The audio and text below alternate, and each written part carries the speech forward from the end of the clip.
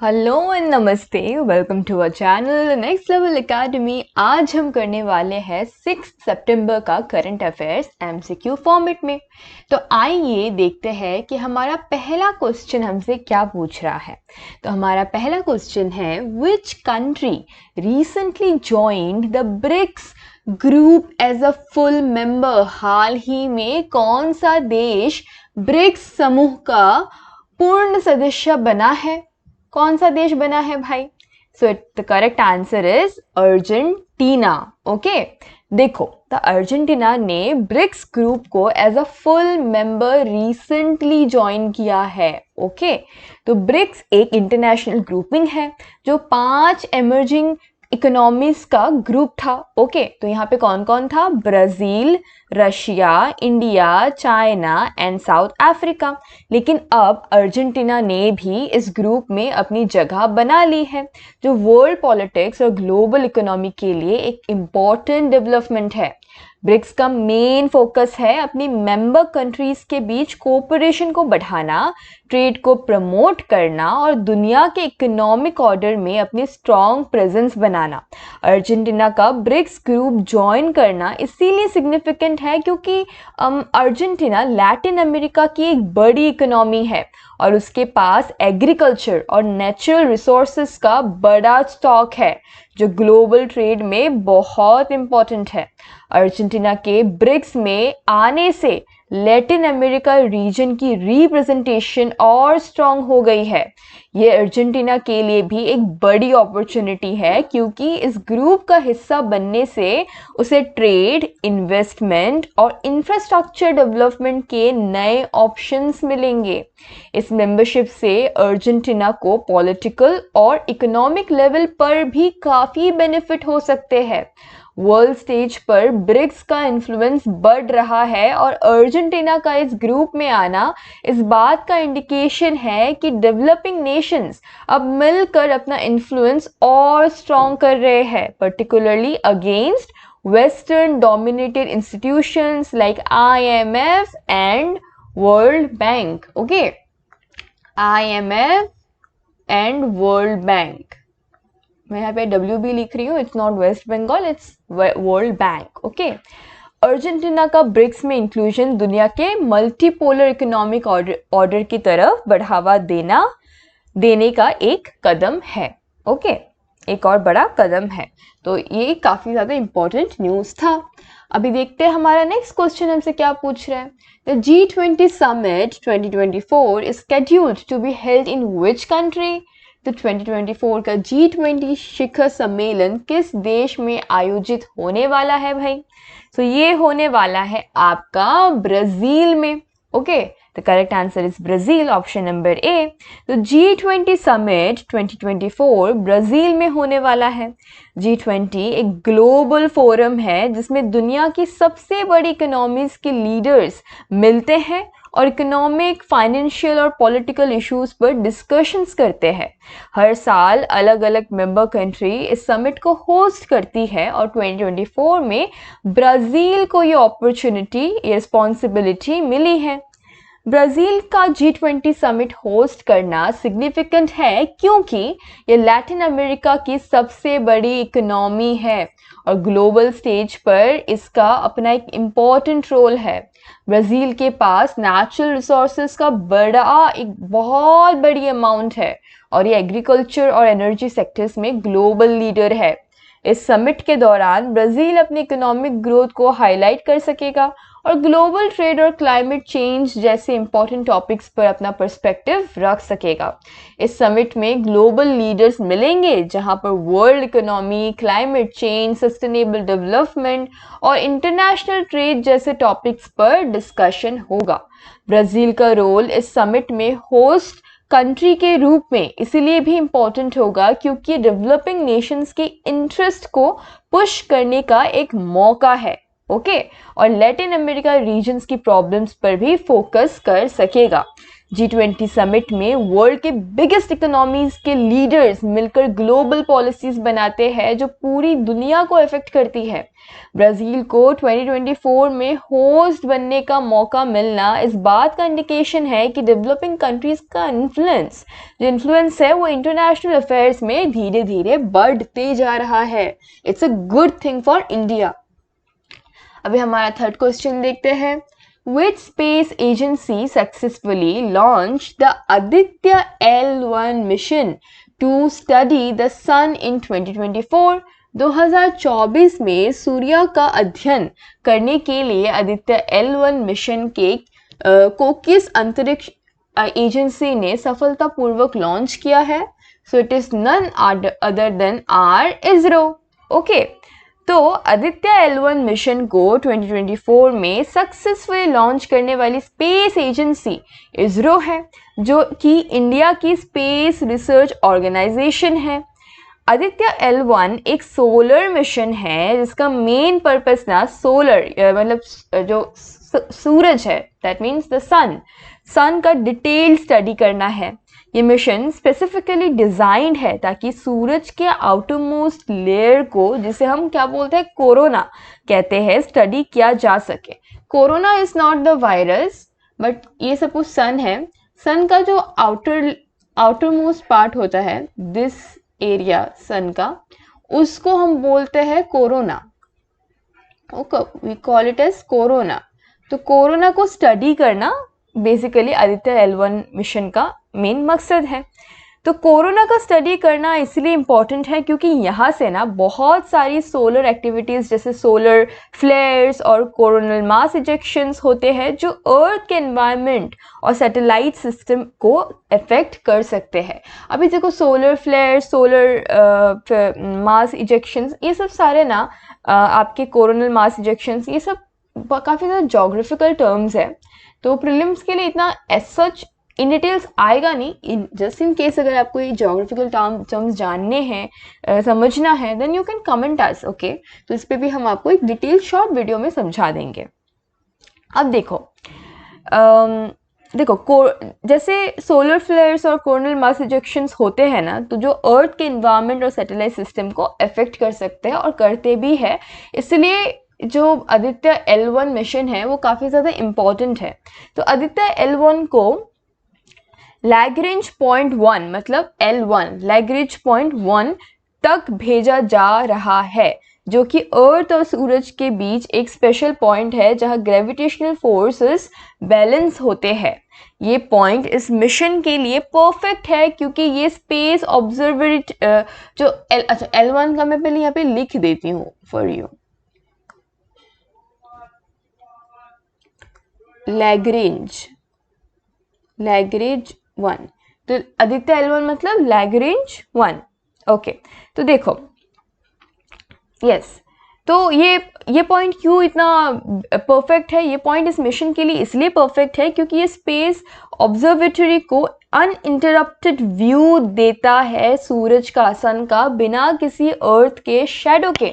इस मिशन का फोकस होगा सोलर एटमॉस्फेयर को स्टडी करना, सोलर विंड्स का इफेक्ट समझना और स्पेस वेदर का एनालिसिस करना। इसरो का ये एक और महत्वपूर्ण कदम है स्पेस साइंस के फील्ड में। ओके, उससे पहले हमने और भी बहुत कुछ किया था। मून में हमने मिशन लॉन्च की थी, राइट? तो चंद्रयान और मंगलयान जैसे मिशंस के बाद आदित्य L1 एक और लैंडमार्क है जो इंडिया को वर्ल्ड के स्पेस एक्सप्लोरेशन में एक लीडिंग पोजीशन में रखता है। ये मिशन स्पेस साइंस में नए डिस्कवरीज और एडवांसमेंट्स के लिए राह बनाएगा और हमारे समाज मतलब हम लोग का जो समाज है उस समाज को सूरज के बारे में और गहरा करेगा। ओके, हमारे जो समाज है उसको और गहरा इन्फॉर्मेशन देगा। वो हमें हमारे समाज को एक कैसे बताऊं, हमारे जो सोसाइटी है उसको एक गहरा समझ देगा, एक अंडरस्टैंडिंग देगा अबाउट द सन, जिसका असर पूरी दुनिया के स्पेस, वेदर और सैटेलाइट कम्युनिकेशंस पर हो सकता है। इसरो का Aditya L1 mission not only India के लिए मतलब प्राइड होने वाला है। सिर्फ इंडिया के लिए प्राइड की बात नहीं है, बल्कि पूरी वर्ल्ड के लिए एक इम्पॉर्टेंट साइंटिफिक अचीवमेंट है। ऑलराइट, आइए देखते हैं हमारा नेक्स्ट क्वेश्चन। अभी हमारा फोर्थ क्वेश्चन पूछ रहा है, who was appointed as the new chief election commissioner of India in 2024? So it is none other than कौन? राजीव कुमार। ओके, सो राजीव कुमार आपके बने first chief election commissioner of India. ठीक है, तो 2024 में भारत के नए मुख्य चुनाव आयुक्त के रूप में किसे नियुक्त किया गया? It is Rajiv Kumar. अब देखो 2024 में राजीव कुमार को नए चीफ इलेक्शन कमिश्नर यानी कि CEC चीफ इलेक्शन कमिश्नर के रूप में अपॉइंट किया गया है। चीफ इलेक्शन कमिश्नर का रोल बहुत इंपॉर्टेंट होता है क्योंकि ये भारत के इलेक्शंस को फेयर, ट्रांसपेरेंट और स्मूथ तरीके से कंडक्ट करवाने के लिए जिम्मेदार होते हैं। ओके, तो CEC के under election commission of India that is ECI, election commission of India को हम बोलते हैं ECI। तो ECI का पूरा सिस्टम काम करता है जो इलेक्शंस के रूल्स और रेगुलेशंस को इम्प्लीमेंट करता है। राजीव कुमार के पास एक्सटेंसिव एक्सपीरियंस है गवर्नेंस और एडमिनिस्ट्रेशन के फील्ड में और उन्होंने पहले भी सीनियर पोजीशंस में काम किया है। उनकी लीडरशिप में इलेक्शन कमीशन का मेन फोकस होगा कि हर इलेक्शन फेयर और फ्री हो, चाहे वो जनरल इलेक्शंस हो या फिर स्टेट लेवल इलेक्शंस। उनका अपॉइंटमेंट इस बात का इंडिकेशन है कि अपकमिंग इलेक्शंस को इफेक्टिव और ट्रांसपेरेंट तरीके से मैनेज किया जाएगा। CEC का काम सिर्फ इलेक्शंस को कंडक्ट करना नहीं होता बल्कि वोटर्स के राइट्स को प्रोटेक्ट करना, इलेक्टोरल रिफॉर्म्स को इम्प्लीमेंट करना और इलेक्शन रिलेटेड डिस्प्यूट्स को हैंडल करना भी होता है। राजीव कुमार की लीडरशिप में इलेक्शन कमीशन को ये उम्मीद है कि वो इलेक्टोरल सिस्टम को और भी एफिशिएंट और फेयर बनाने के लिए नए कदम उठाएंगे। ओके, अभी देखते हैं हमारा fifth question. Which country became the first in the world to declare climate emergency in 2024? 2024 में जलवायु आपातकाल घोषित करने वाला पहला देश कौन सा बना? It is Maldives. Okay, option number C. So 2024 में मालदीव्स दुनिया का पहला देश बना जिसमें ऑफिशियली क्लाइमेट इमरजेंसी डिक्लेयर किया गया। ओके, मालदीव्स एक छोटा आइलैंड नेशन है जो इंडियन ओशन में स्थित है और ये देश क्लाइमेट चेंज के इफेक्ट्स को सबसे ज़्यादा फेस कर रहा है क्योंकि राइजिंग सी लेवल्स और एक्सट्रीम वेदर इवेंट्स जो हो रहा है इस कंट्री के लिए डायरेक्ट थ्रेट बन चुके हैं। क्लाइमेट इमरजेंसी डिक्लेयर करने का मतलब ये होता है कि कंट्री ऑफिशियली मान रही है कि क्लाइमेट चेंज एक अर्जेंट और इमीडिएट थ्रेट है जिसे टैकल करने के लिए इमरजेंसी एक्शंस लेना ज़रूरी है। मालदीव्स का ये कदम इसलिए इम्पोर्टेंट है क्योंकि ये देश खुद एक वल्नरेबल पोजीशन में है। अगर ग्लोबल टेम्परेचर्स इसी तरह बढ़ते रहे तो सी लेवल्स इतने ऊपर आ सकते हैं कि मालदीव्स के कुछ आइलैंड्स डूबने का खतरा है। Not only Maldives, let me tell you, अगर ऐसा रहा तो बांग्लादेश जो है ना वो डूब जाएगा। हमारे कोस्टल जो सिटीज़ हैं, मुंबई है, गुजरात के कुछ पार्ट हो गए, वो डूब जाएंगे। काफ़ी ज़्यादा जो कोस्टल एरियाज है ना सारे के सारे डूब जाएंगे। It's a really a big threat. Okay, इसके बारे में हम अगर आप चाहें तो हम एक नया वीडियो लाएंगे इफ़ यू रियली वांट, तो कमेंट डाउन ज़रूर करना। तो अभी देखते हैं हमारा हमारा सिक्स्थ क्वेश्चन। ओके, कि विच कंट्री होस्टेड द 2024 समिट, यानी 2024 विच country hosted the 2024 ASEAN summit, माने 2024 एशियन शिखर सम्मेलन में मेजबानी किस देश ने की है? अभी इस क्वेश्चन को कंटिन्यू करने से पहले ना मुझे ये वाला जो क्वेश्चन था मालदीव्स के ऊपर कुछ और इन्फॉर्मेशन मैं बता देती हूँ आपको। मुझे लग रहा है इट्स इम्पॉर्टेंट टू नो कि मालदीव्स के लीडर्स अभी क्या कर रहे हैं। तो मालदीव के लीडर्स ने ना इस इमरजेंसी डिक्लेरेशन के जरिए पूरी दुनिया को क्लाइमेट चेंज के खिलाफ कदम उठाने की अपील की है। Okay, so it's a very big thing. तो उन्होंने कहा है कि अगर ग्लोबल कार्बन इमिशंस को जल्दी कंट्रोल नहीं किया गया ना, तो छोटे आइलैंड नेशंस जैसे मालदीव्स के एग्जिस्टेंस को सीवियर थ्रेट होगा। इस डिक्लेरेशन के बाद मालदीव्स ने अपने एनवायरमेंटल पॉलिसीज़ को और स्ट्रिक्ट बनाने का डिसीजन लिया है ताकि वो अपने सर्वाइवल के लिए क्लाइमेट चेंज के खिलाफ लड़ सके। तो ये एक वेकअप कॉल है दुनिया के लिए, जैसे मैंने बताया कि क्लाइमेट चेंज के खिलाफ एक्शन लेना अब और डिले नहीं किया जा सकता।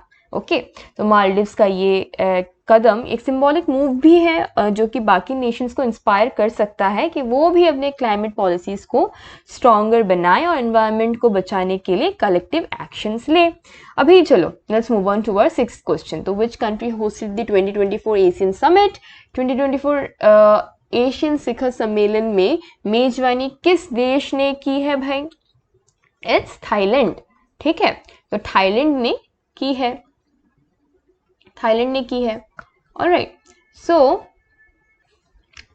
अब देखो उसका एक्सप्लेनेशन क्या है, फटाफट सुन लेते हैं। तो 2024 में थाईलैंड ने एशियन समिट को होस्ट किया, which is an important meeting for the association of south east Asian nation, यानी ASEAN. Okay, ASEAN is a regional organisation. तो ये क्या है? एक रीजनल ऑर्गेनाइजेशन है। ठीक है, तो बेसिकली क्या हुआ देखो, तो 2024 में जब थाईलैंड ने समिट को होस्ट किया ना, तो उन्होंने काफ़ी इंपॉर्टेंट डिस्कशंस को भी लीड किया। ठीक है, तो जिसमें फोकस था रीजन की इकोनॉमिक ग्रोथ को बूस्ट करने पर और मेंबर कंट्रीज़ के बीच कोऑपरेशन को और मजबूत करना। एक और इम्पॉर्टेंट टॉपिक जो समिट में डिस्कस हुआ था वो था साउथ चाइना सी डिस्प्यूट। ये काफ़ी इम्पॉर्टेंट टॉपिक है, that is South China sea dispute जो है वो एक काफ़ी ज़्यादा इम्पॉर्टेंट टॉपिक था वहाँ पे, तो जो हमेशा एशियन मेंबर्स के लिए एक सेंसिटिव मुद्दा रहा है। थाईलैंड का रोल ये था कि वो सब कंट्रीज़ को एक साथ लेकर आए ताकि सॉल्यूशंस और कोलैबोरेशंस बनाएं जो पूरे रीजन के लिए बेनिफिशियल हो सके।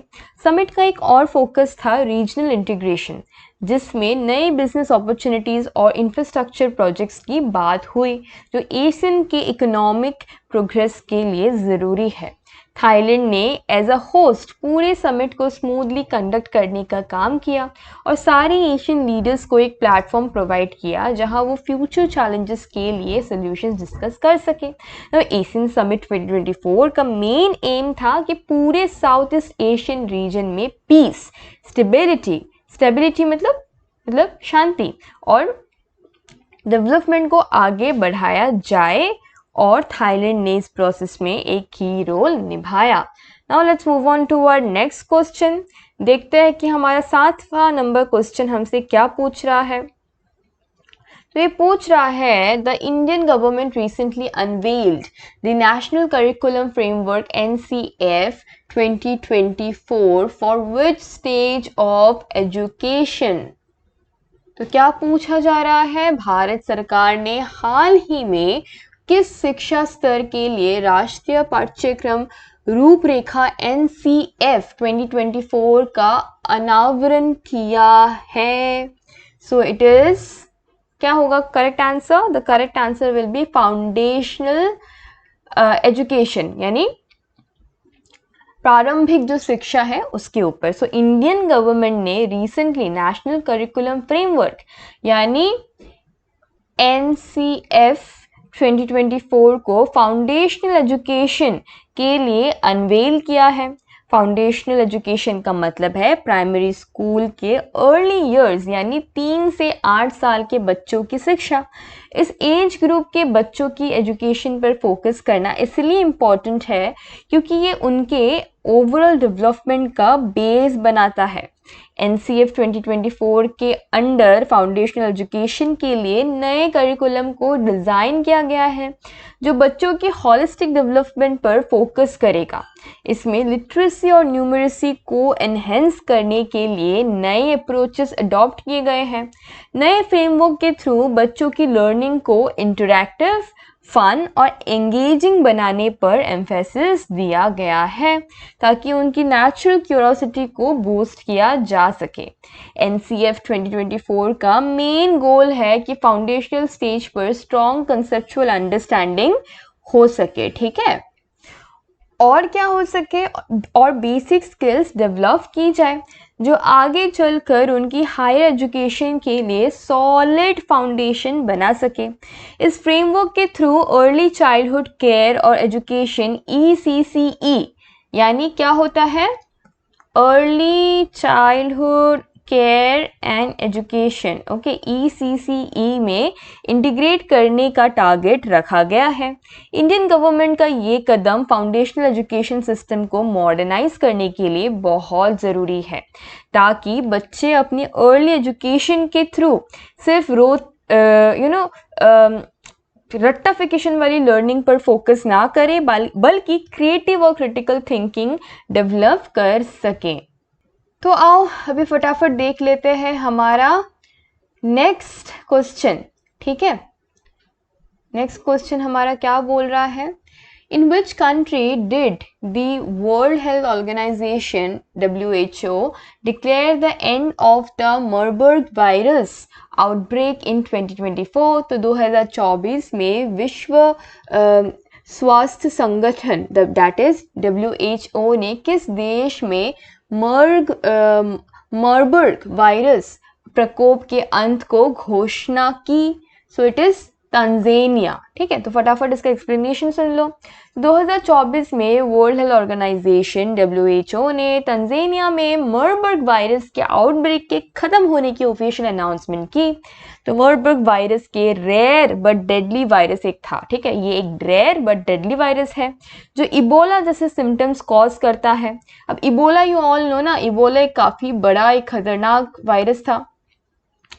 तो इबोला जैसे सिम्टम्स कॉज करता है, जैसे सीवियर हेमोरेज, जैसे फीवर होता था, काफ़ी ज़्यादा वॉमिटिंग होता था, इंटरनल ब्लीडिंग होता था। ये वायरस ह्यूमंस को फ्रूट बैट से होता है और इन्फेक्टेड इंडिविजुअल्स के थ्रू स्प्रेड होता है। तंजानिया में मरबर्ग वायरस आउटब्रेक काफ़ी अलार्मिंग था क्योंकि ये वायरस काफ़ी तेज़ी से स्प्रेड कर सकता है और इसका मोर्टेलिटी रेट भी काफ़ी हाई होता है।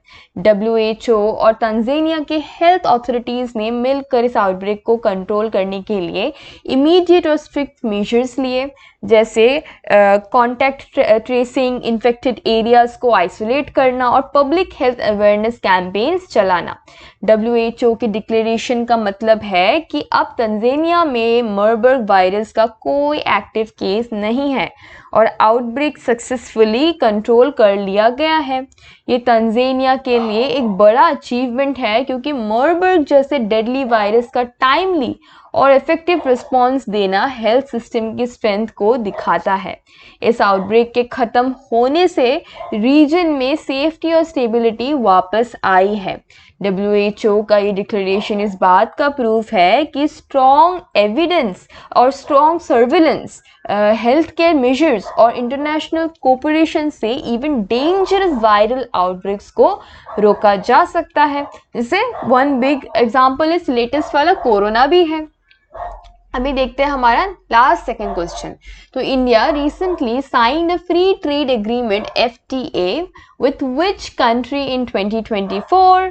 तो यूनाइटेड किंगडम के साथ ये हुआ था, ठीक है। तो क्या पूछा जा रहा है कि भारत ने हाल ही में किस देश के साथ 2024 में मुक्त व्यापार समझौता FTA पर हस्ताक्षर किया? तो इट इज यूनाइटेड किंगडम। तो 2024 में इंडिया ने यूनाइटेड किंगडम के साथ एक free trade agreement FTA sign किया। इस एग्रीमेंट का मेन ऑब्जेक्टिव दोनों देशों के बीच ट्रेड और इकोनॉमिक टाइज का मजबूत बनाना है। FTA के थ्रू इंडिया और UK के बीच का ट्रेड और इन्वेस्टमेंट्स फ्लो और स्मूथ हो जाएगा, ठीक है, क्योंकि इस एग्रीमेंट के जरिए इंपोर्ट ड्यूटीज को रिड्यूस या एलिमिनेट किया जाएगा जिससे गुड्स और सर्विसेज का एक्सचेंज और अफोर्डेबल होगा। अभी देखो FTA से दोनों देशों को बहुत फायदा होगा। इंडिया के लिए यूके एक मेजर एक्सपोर्ट डेस्टिनेशन है और इस एग्रीमेंट के बाद इंडियन इंडस्ट्रीज जैसे टेक्सटाइल, फार्मास्यूटिकल्स, IT सर्विसेज और एग्रीकल्चर को यूके के मार्केट में और ज़्यादा एक्सेस मिलेगा। इसके अलावा यूके के बिजनेसेस के लिए भी इंडियन मार्केट में इन्वेस्टमेंट अपॉर्चुनिटीज बढ़ेगी, जो इन दोनों देशों के इकोनॉमिक टाइज को स्ट्रेंथन करेगी। अब देखो, इस एग्रीमेंट का एक और मेजर एस्पेक्ट है कि दोनों देश अपनी रिस्पेक्टिव सर्विसेज सेक्टर्स को भी बूस्ट करने के लिए कमिटेड है, जिसमें फाइनेंशियल सर्विसेज, एजुकेशन और हेल्थ केयर जैसे सेक्टर्स इंक्लूड है। FTA के जरिए दोनों देशों के प्रोफेशनल्स के लिए भी न्यू अपॉर्चुनिटीज खुलेंगी, जो टैलेंट एक्सचेंज को प्रमोट करेगा। ये FTA इंडिया और यूके के बीच ट्रेड को नेक्स्ट लेवल, हमारी एकेडमी की तरह नेक्स्ट लेवल पर ले जाएगा और उनकी डिप्लोमेटिक रिलेशंस को भी मजबूत करेगा, क्योंकि इकोनॉमिक पार्टनरशिप के जरिए स्ट्रेटेजिक कोऑपरेशन को भी एनहेंस करेगा। अभी देखते हैं हमारा लास्ट क्वेश्चन क्या पूछ रहा है कि The global stock take report on climate action was released at which global forum in 2024?